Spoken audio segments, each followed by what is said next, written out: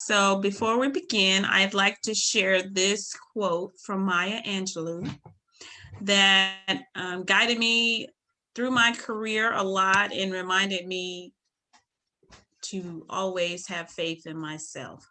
And it reads, "You may encounter many defeats, but you must not be defeated. In fact, it may be necessary to encounter the defeats so you know who you are, what you can rise from, and how you can still come out of it."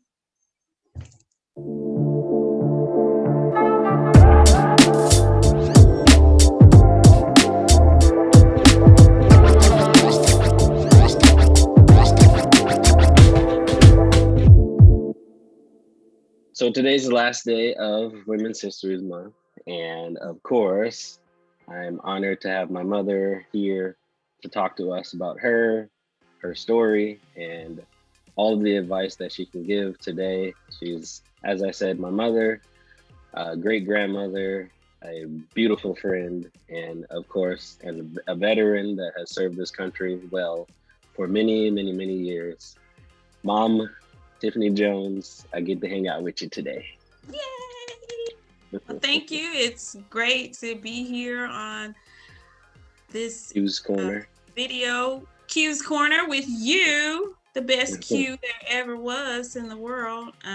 Pretty excited, and hopefully I'll share some great tidbits that people can put in their back pocket and use later in life or right now. Yeah. So let's talk a little bit about you. What would you like the world to know about who Tiffany Jones is? That's a very interesting question. I guess I would want people to know that I'm strong and a survivor, and that if I can do it, and you can too.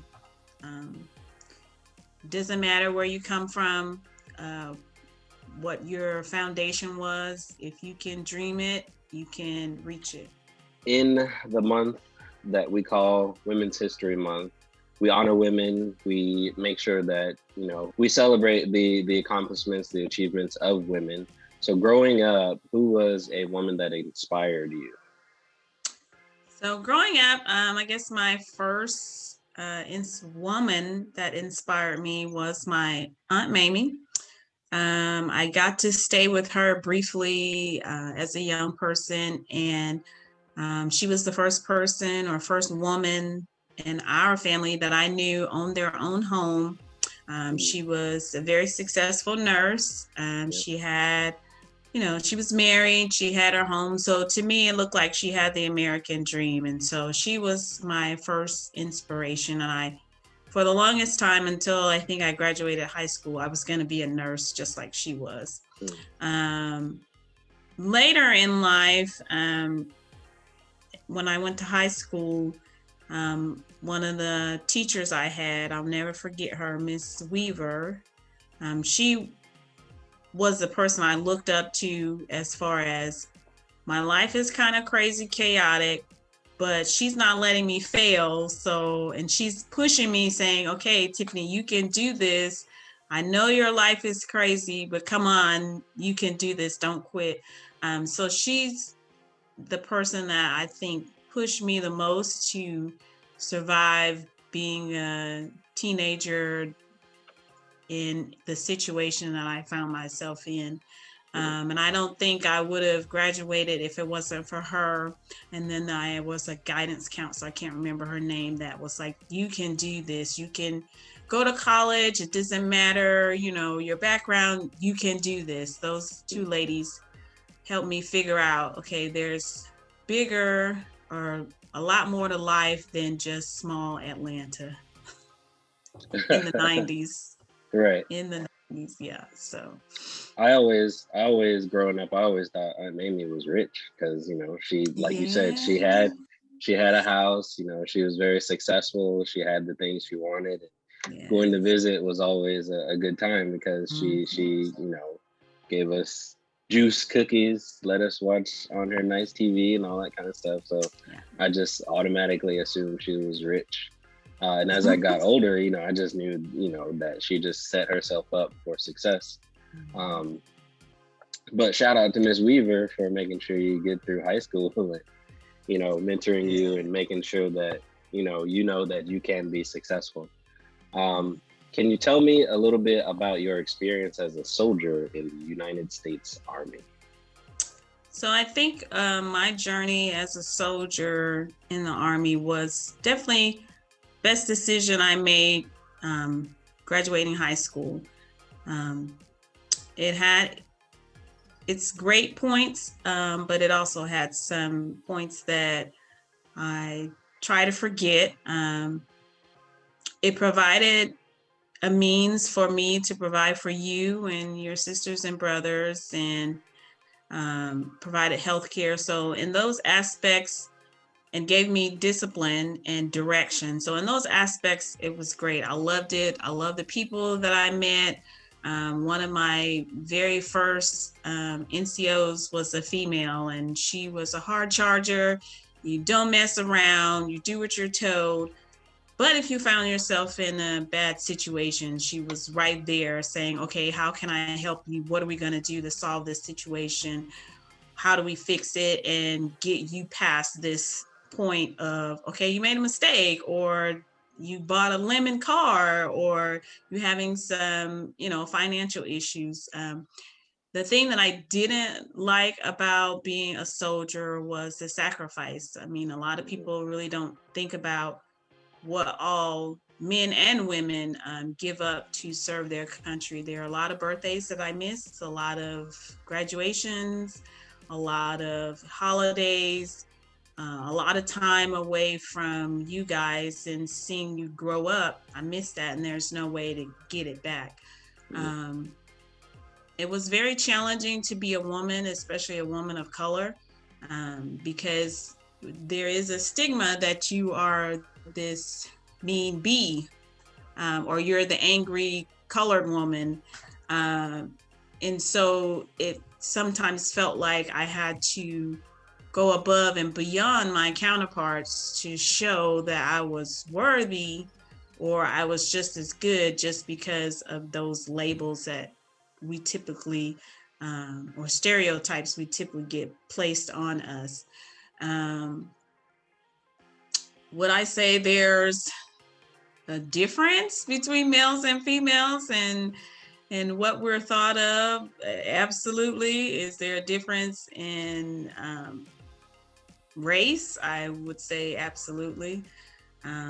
It's unfortunate that I experienced that, but you just do the best you can and keep going, and you keep your eyes focused on the goal, and you say something if you need to say something. So overall, it was a great experience. I'm glad I did it. I'm glad I retired. I think toward the end of my career is when I realized, okay, this is it. I'm done. I can't do this anymore. It's becoming overwhelming. And that's where I think most soldiers, when you get to that point, you need to call it quits and let it go. It's not worth your, mental health or your family to keep sacrificing and pushing past that when you're at the end and you're just done. I definitely, think about that a lot too, where it's like, the sacrifice part is like, we move from state to state, country to country, sometimes mom's not around, but it was for a purpose, for a reason. And, I feel like the relationship that we have has definitely gotten stronger versus, those missed, memories or events affecting our relationship. But as many people would probably say, thank you for your service. I really appreciate it. You definitely set us up, to have a much better life by joining the Army. But now that you are retired from the Army, what motivated you to go into real estate? So my husband, Dad, has been an agent for 3 years now. And when he retired, that was something he wanted to pursue because in a previous life, I was a realtor before I rejoined the military for the third time. And I always talked about how I enjoyed it. And, you know, even as we were soldiers in the military, we still went around and, oh, let's look at the new construction and check it out.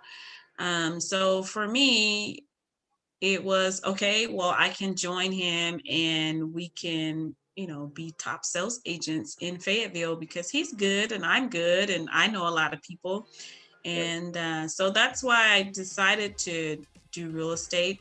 We also wanted to become investors. That was part of our business goal, is to become investors.